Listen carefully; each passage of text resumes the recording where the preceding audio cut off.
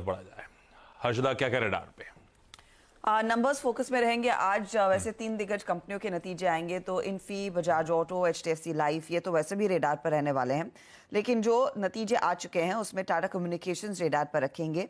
आप ध्यान दीजिएगा कि क्वार्टरली आधार पर प्रॉफिटेबिलिटी में एक अच्छा खासा जंप आता हुआ दिखाई दे रहा है।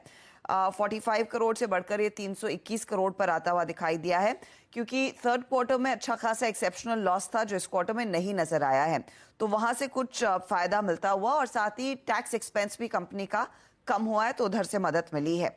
आप देखिएगा रेवेन्यू फ्लैटिश है, 1% ही बढ़ा है, 5,692 करोड़ पर यह फिगर आता हुआ। इबिटा हाउएवर क्वार्टरली बेसिस पर आप देखेंगे तो 7% नीचे है, 1,056 करोड़ पर, और मार्जिन्स भी नीचे ही है, 18.6% versus 20% last quarter.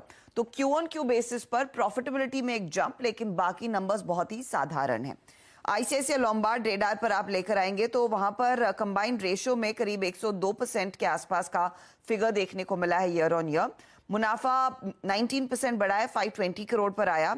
Gross premium में 22% का इजाफा दर्ज जरूर हुआ है, 6,073 करोड़ का यह फिगर है। और लार्ज सेगमेंट्स में अगर आप देखें तो हेल्थ बिजनेस में सबसे बढ़िया कंट्रीब्यूशन देखने को मिला है। हेल्थ का जो नेट प्रीमियम अर्न्ड है उसमें 36% तक की वृद्धि देखी गई है, वो एक पॉजिटिव है कंपनी के लिए। एंजल वन का प्रदर्शन भी अगर आप ध्यान देंगे तो चौथी तिमाही में अच्छा रहा है। मुनाफा 27% बढ़कर आया है ईयर ऑन ईयर, 340 करोड़ पर। रेवेन्यू में 64% का इजाफा है, 1,357 करोड़। इबिटा में 37% तक का इजाफा। मार्जिन्स अगर आप गौर करें, हालांकि थोड़े से प्रेशर में है, 46.7% एंजॉय कर रहे थे पिछले साल इस तिमाही में मार्जिन, लेकिन ये इस बार आया करीब 36% के आसपास। क्लाइंट बेस जो पहले रिपोर्टेड फिगर है 14% बढ़कर आता हुआ दिखाई दिया है। अब आते हैं कुछ और कंपनियों पर, जहां पर वोडाफोन रेडार पर रहेगा। ऑफकोर्स वो एफपीओ के जरिए कंपनी फंड रेज करेगी, लेकिन कुछ डिटेल आ चुके हैं कि एंकर इन्वेस्टर्स कौन कौन हैं जो पार्टिसिपेट कर रहे हैं इस फॉलो ऑन पब्लिक ऑफर में। जीक्यूजी का नाम है, फिडेलिटी, मॉर्गन स्टैनली, ये कुछ एंकर निवेशकों के तौर पर नाम उभर कर आए हैं, तो उससे कुछ सपोर्ट मिलेगा शेयर को।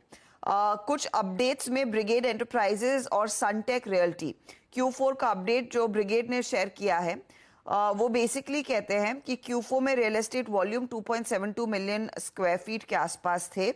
एवरेज रियलाइजेशन FY24 में 23% बढ़कर आया है।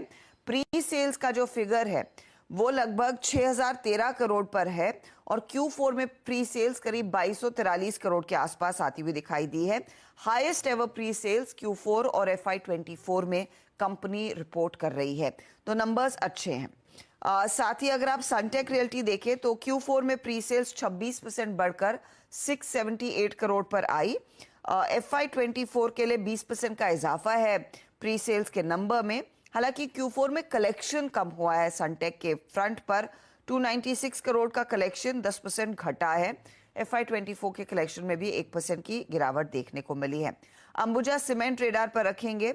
अदानी ग्रुप ने यहाँ पर 8,339 करोड़ और इन्फ्यूज किए हैं वारंट कन्वर्जन के चलते, तो अब अदानी ग्रुप का इस एंटिटी में 70% हिस्सेदारी है, और हम सब जानते हैं कंपनी कैपेसिटी 140 MTPA पर ले जाना चाहती है 2028 तक, तो उस लिहाज से वो इन्वेस्टमेंट अब टोटल 20,000 करोड़ का अदानी फर्म ने कर दिया है।